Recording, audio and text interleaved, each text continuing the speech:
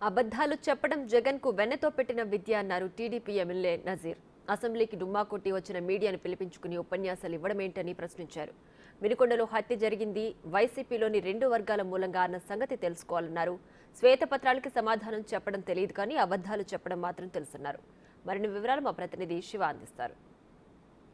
AP assembly సమావేశాలు ముగిశాయి. ప్రధానంగా ఈ అసెంబ్లీ సమావేశాల్లో అధికార పక్షం శ్వేతపత్రం విడుదల చేస్తే ప్రతిపక్షం దాన్ని కౌంటర్గా కూడా మీడియా సమావేశం ఏర్పరిచింది. జగన్మోహన్ రెడ్డి అసెంబ్లీ రాకుండా మీడియా సమావేశం నిర్వహించడానికి ఏ రకంగా తీసుకోవాలి?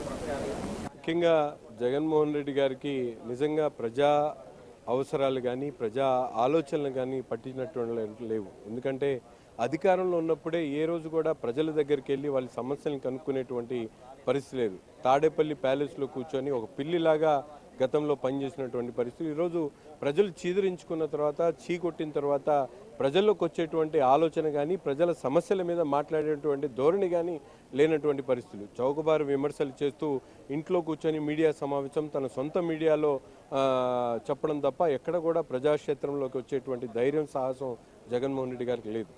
సార్, అంటే ఇసుకు సంబంధించి మద్యం మైనింగ్ అక్రమాలు జరగలేదు. తెలుగుదేశం ప్రభుత్వ హాయంలో అంటే 14 నుంచి 19 వరకు జరిగాయి, 24 దాకా జరగలేదు. కేవలం శ్వేతపత్రాల పేరుతో అబద్ధాలు చంద్రబాబు అసెంబ్లీలో చెప్తున్నారు.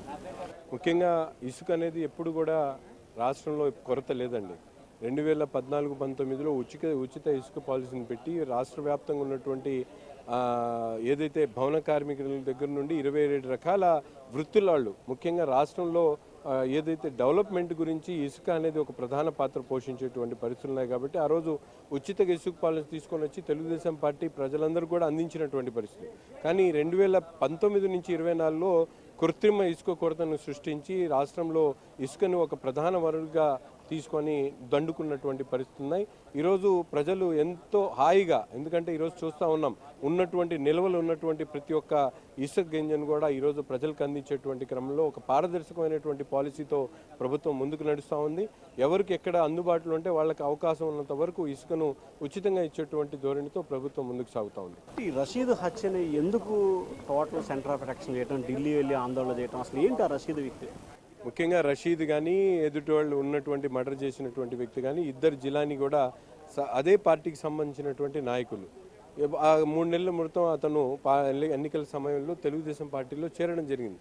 వాళ్ళిద్దరు మిత్రులు. అది పర్సనల్గా జరిగినటువంటి హత్య. కానీ ఈరోజు ఆయనకి పబ్లిక్ రావడానికి అవకాశం లేదు కాబట్టి ఏదో ఒక సమస్యను సృష్టి ఇక్కడ అసెంబ్లీలో ప్రజల కోసం సమస్యల మీద ప్రజా విషయాల మీద చర్చ జరుగుతూ ఉంటే ఇవన్నీ వదిలేసి లేనిపోని అభాండాలు వేస్తూ 36 మంది చనిపోయారంట. నేను అడుగుతా ఉన్నా, నిజంగా 36 మంది చనిపోతే మీరు ఎందుకని గవర్నర్ గారికి ఇచ్చేటువంటి లేఖలో కానీ అలాగే కేంద్రంలో మీరు వెళ్ళి ధర్నా చేసిన చోట కానీ ఎందుకని అది పబ్లిష్ చేయట్లేదు? మీడియా ద్వారా మీరు ప్రజలకు తెలియజేయండి ఎవరు 36 మంది చనిపోయినారు. ఇవన్నీ బోగస్ ప్రచారాలు చేస్తూ జగన్మోహన్ రెడ్డి ఒక బఫూన్గా మారినటువంటి పరిస్థితులు కనిపిస్తూ ఉన్నాయి. సో ఇది మొత్తం మీద చూసుకుంటే ప్రజా సమస్యలు పరిష్కారించకుండా ఇంట్లో కూర్చొని మీడియా సమావేశాలు పెట్టడం, అలాగే ముఖ్యంగా ప్రజల్ని తప్పుదారి పట్టించడం, అలాగే జగన్మోహన్ రెడ్డి అబద్ధాలు చెప్పడంలో ఆరి తేరారని చెప్పి కూడా గుంటూరు తూర్పు ఎమ్మెల్యే నజీర్ అంటున్నారు. Voter studio.